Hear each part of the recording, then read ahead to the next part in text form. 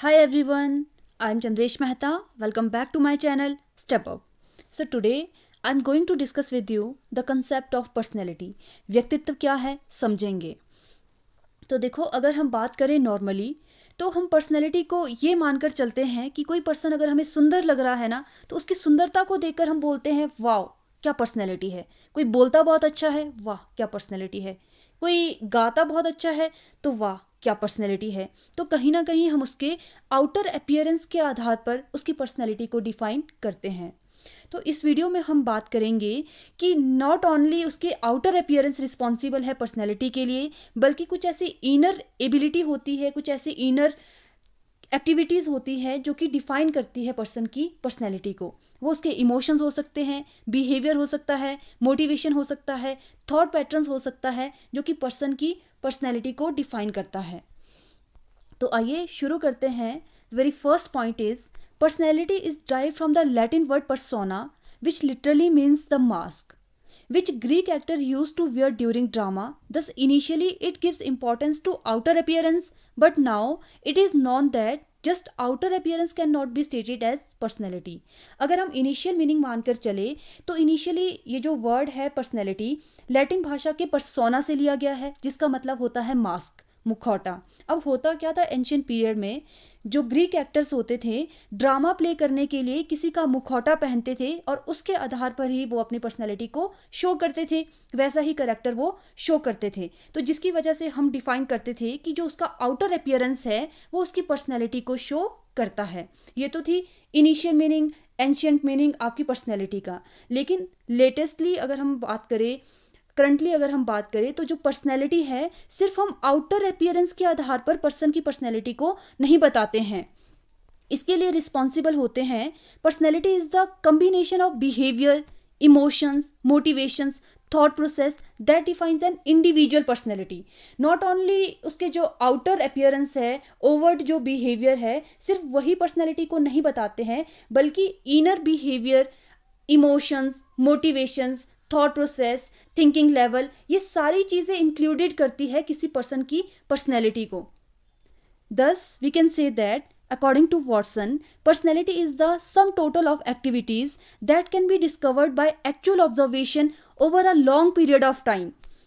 कि अगर हमें किसी की पर्सनैलिटी को डिफाइन करना है तो उसके लिए हमें लॉन्ग समय तक, लंबे समय तक क्लोज कॉन्टेक्स्ट में किसी पर्सन की जो एक्टिविटीज़ होती है उसको हमें ऑब्जर्व करना होता है.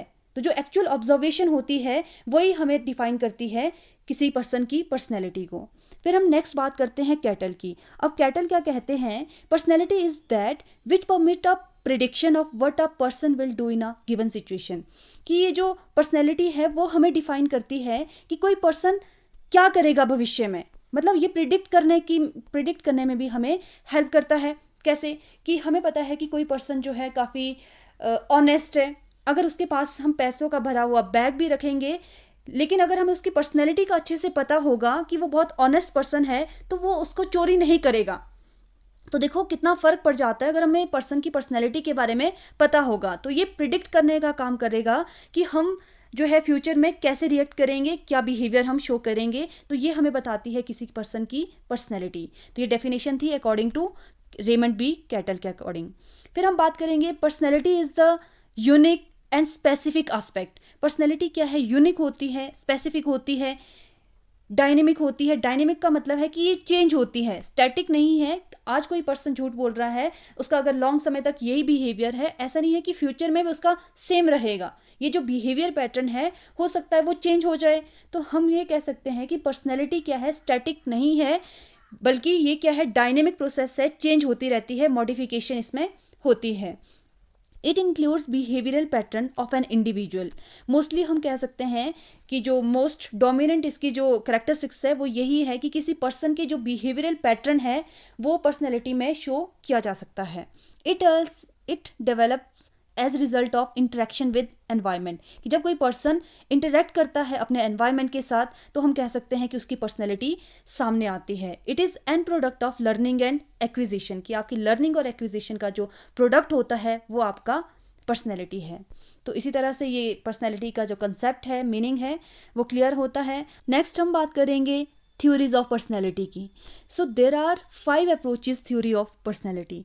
One is type approach theory, second है trait approach theory, type cum trait approach theory, psychoanalytic theory and humanistic approach theory. इसके अंदर भी बहुत सारी थ्योरीज है जो कि आपके हर एक एग्जाम के लिए इम्पॉर्टेंट है. तो समझेंगे, इस डायग्राम से समझते हैं. So this diagram is very important. ये समझने के लिए बहुत ज़रूरी है कि कौन कौन सी थ्योरीज को हम कवर करेंगे पर्सनैलिटी के अंदर. तो टाइप अप्रोच थ्योरी में हम देखेंगे हिपोक्रेट्स की थ्योरी समझेंगे, क्रैशमर्स की थ्योरी समझेंगे, Sheldon's theory of personality and Jung's theory of personality. ये जो थ्योरीज है ये आपके type approach theory of personality में आती है. फिर हम बात करेंगे ट्रेट अप्रोच थ्योरीज की.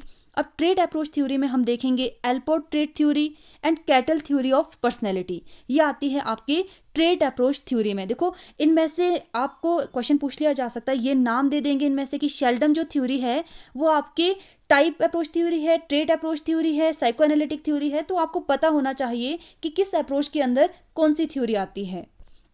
नेक्स्ट बात करेंगे type cum trait approach theory की. तो आइजेंक्स की जो पर्सनैलिटी की थ्योरी है that comes under type cum trait approach theory, क्योंकि इन दोनों का मिश्रण है ये, इसलिए हम इसको टाइप ट्रेट अप्रोच थ्योरी के नाम से जानते हैं.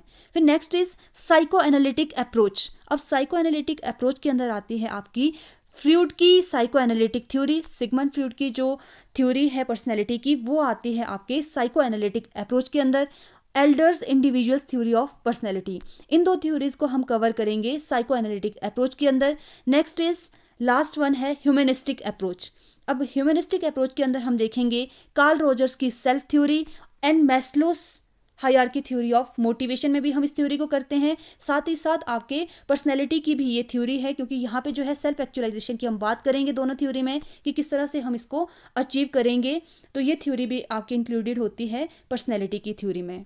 So this is my strategies कि किस तरह से हम पर्सनैलिटी की थ्योरी को समझेंगे वन बाय वन. जैसे सबसे पहले टाइप अप्रोच देखेंगे, ट्रेट अप्रोच देखेंगे, टाइप कम ट्रेट अप्रोच देखेंगे, साइको एनालिटिक देखेंगे एंड देन लास्ट में हम करेंगे humanistic approach theory of personality. So I hope this theory is clear to all of you. Next video में हम one by one discuss करेंगे, सारी theories को कवर करेंगे. आज के लिए इतना ही. ये वीडियो यूज़फुल लगी हो तो प्लीज़ वीडियो को शेयर कीजिए, लाइक कीजिए, चैनल को सब्सक्राइब कीजिए. Thanks for watching step up. Stay connected.